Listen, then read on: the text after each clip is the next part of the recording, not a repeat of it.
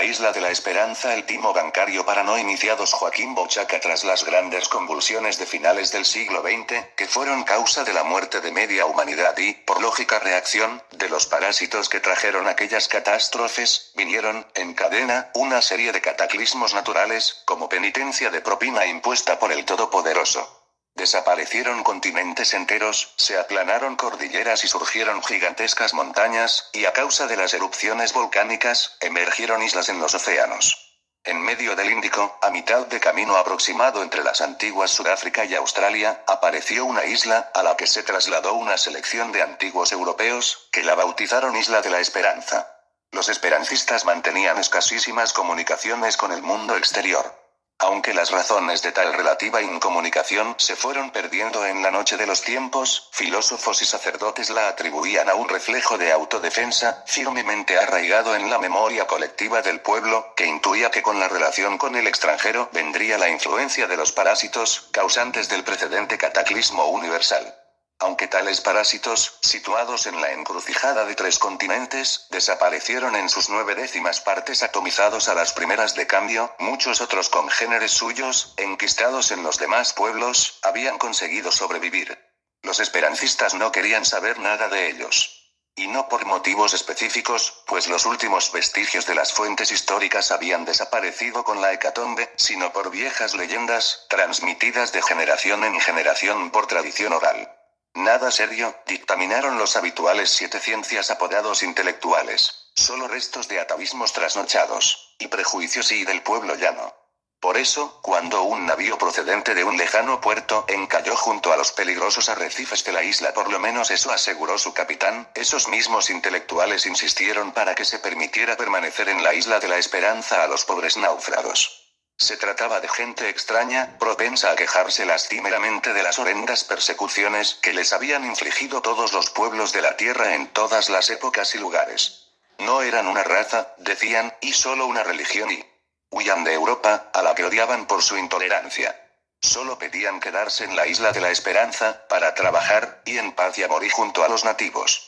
Tras corta deliberación, el gobierno de la isla les permitió quedarse y, dado su comparativamente corto número, que apenas representaba el 1% del total de la población de Esperanza, incluso se les concedió el derecho de ciudadanía. Antes de que el buque que transportaba a los cazares, que así se hacían llamar los recién llegados, se hundiera, estos pudieron salvar un cargamento de minerales, a los que llamaban oro y plata. Y como los nativos trataron a los cazares tan generosamente, estos, en prueba de gratitud, regalaron a las esposas e hijas de los gobernantes de Esperanza algunas joyas manufacturadas con aquellos minerales. Como a las mujeres les agradaran tanto esas joyas tan relucientes, algunos caballeros prominentes les pidieron nuevas joyas a los cazares, para regalárselas a sus esposas y amantes. A cambio de ellas, ofrecieron a los pobres náufragos alimentos, vestidos y hospedaje. Entretanto, los cazares se iban instalando, y prosperaban rápidamente. Grandes psicólogos, eran muy útiles en las transacciones comerciales que, con su llegada, fueron perdiendo su antigua sencillez para ir alcanzando una extraña y, al menos aparentemente, innecesaria complejidad.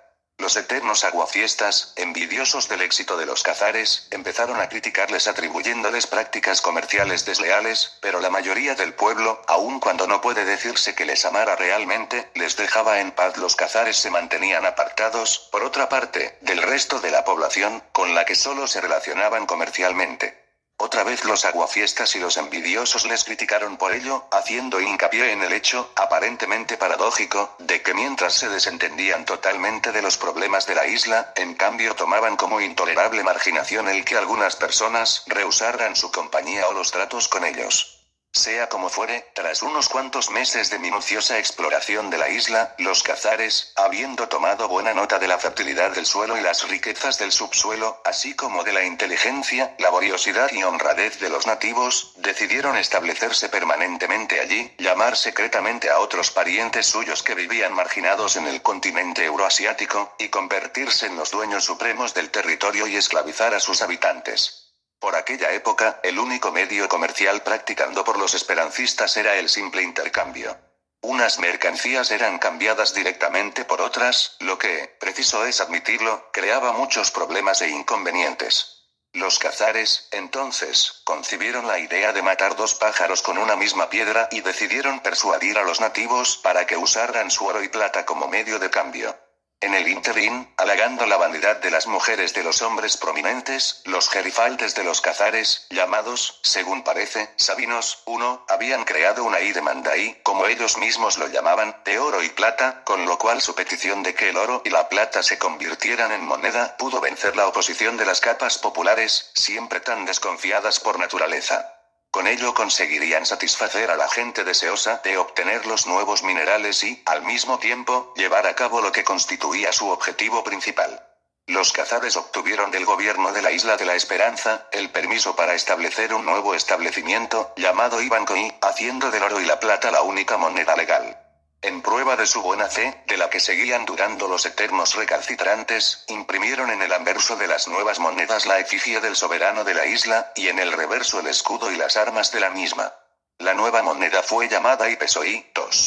La circulación de esos metales se llevaba a cabo a través de préstamos hechos a los clientes del banco. Los comerciantes se vieron de tal modo forzados a tomar dinero prestado del banco con objeto de obtener los medios para pagar sus deudas, porque los czares rehusaron venderles directamente oro o plata. Como garantía de los préstamos, es decir, para asegurarse de que estos serían devueltos en el plazo convenido, establecieron hipotecas sobre las tierras de los que recibían los préstamos. Los préstamos debían ser devueltos al cabo de 12 meses, mediante un módico interés del 10%. El total de los préstamos en el transcurso de la primera semana fue de 300.000 pesos. Luego, cesaron los préstamos. Según el presidente del banco, se habían acabado las reservas de oro y plata. De cualquier modo, al final del primer año, los isleños se encontraron debitados con 330.000 pesos, 300.000 por el principal de la deuda y 30.000 de intereses, pagaderos al banco en oro y plata. Entonces los comerciantes se dieron cuenta de que como 300.000 pesos era la totalidad del valor del oro y la plata que los czares poseían, habiéndolo tomado todo prestado, debían una suma que, si estos insistían en que fuera pagada según lo convenido, no podían pagar. Y no podían pagar aún cuando sus graneros estuvieran llenos a rebosar y montañas de artículos estuvieran en las estanterías de los almacenes, dispuestos para ser consumidos.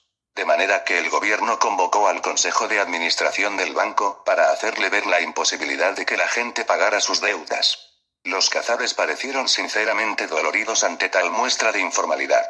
¿Era ese el concepto que de la formalidad tenían los esperancistas? Así agradecían los desvelos que, para solucionar sus problemas económicos, se habían tomado los pobres náufragos. Finalmente, y en prueba de su buena voluntad, el Consejo de Administración del banco dio su acuerdo para prorrogar por un año el pago del principal de la deuda, es decir, los 300.000 pesos, pero a condición de que los intereses del primer año, es decir, 30.000 pesos, fueran pagados inmediatamente en oro y plata, y que se dieran garantías suplementarias para cubrir el pago del principal. De modo que se establecieron nuevas hipotecas. Así se hizo y el comercio de los isleños pudo proseguir. Cuando llegó el momento de pagar los intereses del segundo año, se cayó en la cuenta de que, a pesar de que la deuda total de los nativos era la misma que antes, es decir, 300.000 pesos, solo habían exactamente 270.000 en manos del pueblo, pues no debe olvidarse que ya se habían pagado a los czares, o al Consejo de Administración, como gustaban de precisar ellos, modestos siempre y rehusando siempre aparecer en primer plano, 30.000 pesos en concepto de intereses por el primer año. El gobierno de Esperanza pronto se dio cuenta de que si el sistema continuaba el tiempo suficiente, al término de 10 años habrían pagado a los czares, solo en intereses, todo el oro y la plata que originariamente tomaron prestado, y todavía continuarían debiéndoles el principal de la deuda, es decir, 300.000 pesos en oro y plata, sin quedarles una sola moneda para pagar no ya el principal, sino incluso los intereses, y todo el país caería en la bancarrota y los czares y sus testaferros locales pasarían a ser poseedores de toda la riqueza nacional. Evidentemente, esto solo podría ser así en la teoría. Estaba claro que el gobierno, antes de permitir tamaño despojo, era capaz de cualquier cosa, incluso de anular, de un plumazo, la deuda. Pero, por otra parte, tanto el gobierno como el pueblo de Esperanza eran gentes muy honradas, y no era su deseo expoliar a los bondadosos czares. De manera que convocaron al Consejo de Administración del banco para hacerle ver la peligrosa situación a que les había llevado el nuevo sistema monetario. Pero, entre tanto, algo muy curioso había ido sucediendo. Los khazares, cuyo número se había ido multiplicando prodigiosamente y constituían ya casi el 3% de la población de Esperanza, había ido comprando toda clase de bienes a los productores y comerciantes locales, pero no con monedas de oro y plata, sino con una especie de vales en los cuales se prometía que serían canjeados por oro y plata a la demanda del poseedor de dichos vales o promesas de pagar como les llamaron. Además, hicieron ver a las buenas gentes de la isla que tales promesas eran algo mucho mejor que el mismo oro o la plata, porque les evitaba el trastorno de llevarlo encima en bolsas de cuero, que podían excitar la codicia de los ladrones. Esas promesas de pagar eran ya regularmente utilizadas por el pueblo en sus transacciones diarias, y como hacían las funciones de dinero, eran dinero. Pues dinero es todo aquello por lo cual se entregan mercancías, se pagan deudas o se rinden servicios. Los miembros del Consejo de Administración sugirieron, pues, al gobierno, que la dificultad podría ser obviada si éste promulgaba una ley según la cual, las promesas bancarias de pagar oro y plata, exactamente, monedas de oro y plata, fueran igualmente consideradas dinero.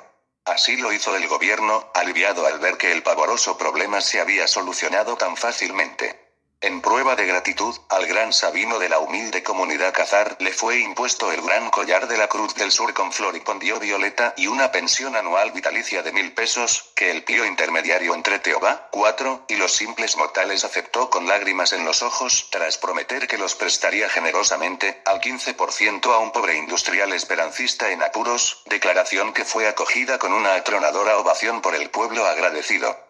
El banco, el lector amigo apreciará que sus inmensos servicios al pueblo le hacen sobradamente acreedor a la B mayúscula con la que de ahora en adelante le distinguiremos, aconsejó sabiamente a las gentes que depositaran en sus cofres, los del banco, todas las monedas de oro y plata que aún poseyeran y que usaran, en cambio, el papel, o promesas de pagar, llamadas ya billetes de banco, por ser más cómodos de llevar consigo, menos engorrosos y más fáciles de esconder a posibles salteadores, en los viajes.